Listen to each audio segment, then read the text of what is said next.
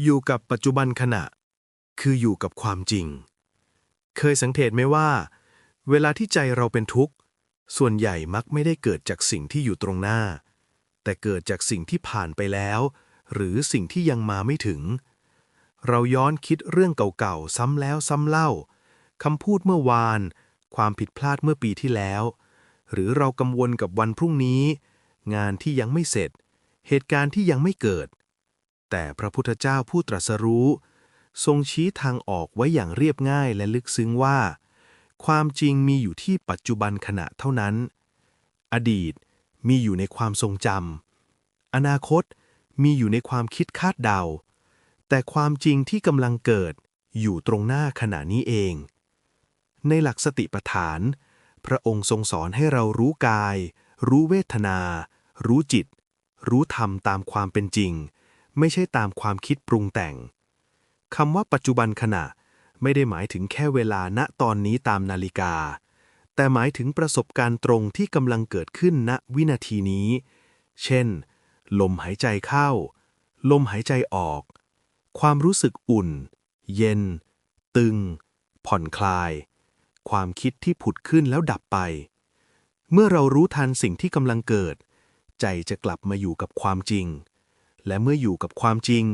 ใจจะไม่หลงไปสร้างเรื่องเพิ่มลองดูตัวอย่างง่ายๆสมมุติว่าเมื่อวานมีคนตำหนิเราแรงๆวันนี้ร่างกายกำลังนั่งอยู่ที่โต๊ะทำงานแต่ใจกลับย้อนกลับไปฟังคำตำหนินั้นซ้ำๆยิ่งคิดยิ่งโกรธยิ่งเจ็บถามว่าคำพูดนั้นกำลังเกิดอยู่ไหมไม่แล้วมันจบไปแล้วในอดีตแต่สิ่งที่กำลังเกิดจริงๆตอนนี้คืออะไรคือความคิดที่กำลังผุดขึ้นคือความแน่นในอกคือความร้อนในกายถ้าเรามีสติรู้ว่านี่คือความคิดนี่คือความโกรธ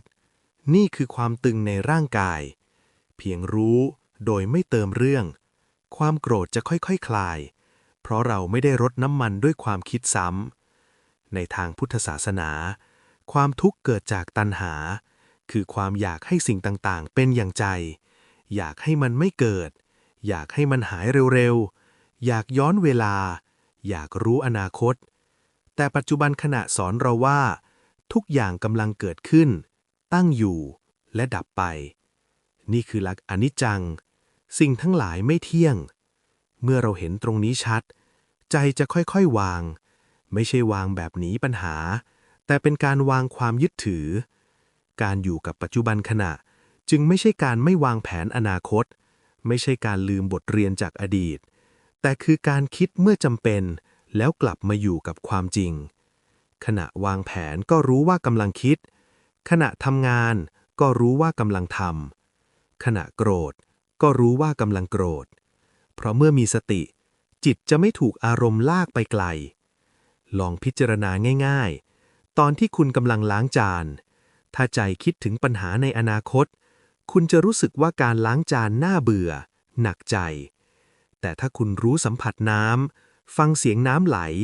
รู้การเคลื่อนไหวของมือการล้างจานจะกลายเป็นการฝึกสติและใจจะสงบโดยไม่ต้องพยายามความสุขที่แท้จริงไม่ได้อยู่ในอดีตที่สมบูรณ์แบบหรืออนาคตที่เราคาดหวังแต่อยู่ในความสงบของใจที่ไม่หลงไปจากปัจจุบันพระพุทธเจ้าทรงตรัสว่าผู้มีสติอยู่เสมอย่อมเป็นผู้ไม่ประมาทความไม่ประมาทคือการตื่นรู้ต่อกายและใจไม่ปล่อยให้ชีวิตไหลไปด้วยความเผลอลองถามตัวเองตอนนี้ขณะที่กำลังฟังอยู่คุณรู้ลมหายใจไหมรู้สัมผัสร่างกายไหมรู้เสียงที่มากระทบหูไหมถ้ารู้นั่นคือคุณกำลังอยู่กับความจริงและความจริงนี้ไม่ต้องสร้างไม่ต้องจินตนาการเพียงแค่รู้เมื่อเราฝึกบ่อยๆใจจะค่อยๆเบาจากอดีตคลายจากความกังวลอนาคตความทุกข์จะลดลงอย่างเห็นได้ชัดเพราะความทุกข์จำนวนมากไม่ได้มาจากเหตุการณ์แต่มาจากความคิดที่ลากใจไปไกลปัจจุบันขณะจึงเป็นประตูสู่เสรีภาพภายในประตูนี้ไม่ได้อยู่ที่วัดไม่ได้อยู่ในป่าแต่อยู่ในลมหายใจของคุณเองทุกลมหายใจคือโอกาสใหม่ ที่จะกลับมาอยู่กับความจริงที่จะวางเรื่องราวและเห็นชีวิตตามที่มันเป็นวันนี้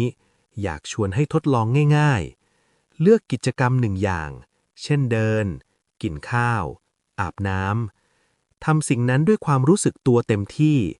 ถ้าใจลอยก็รู้ว่าใจลอยแล้วค่อยๆกลับมาอย่าหงุดหงิดตัวเองเพราะการรู้ว่าเผลอก็คือสติแล้วจากวันละเล็กละน้อยสติจะค่อยๆแข็งแรงเหมือนกล้ามเนื้อที่ฝึกทุกวันแล้ววันหนึ่งคุณจะค้นพบว่าความสงบที่ตามหามานานไม่ได้อยู่ไกลเลยมันอยู่ในขณะนี้เอง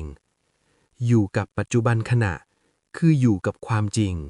และเมื่ออยู่กับความจริงใจจะค่อยๆพ้นจากความทุกข์ขอให้ทุกท่านกลับมาหาลมหายใจของตนเองแล้วเริ่มต้นใหม่ในขณะนี้ทำจนติดเป็นนิสัยแล้วคุณจะพบว่าสุขอันเกิดจากความสงบมีจริงขอทุกท่านเจริญในธรรมครับสาธุ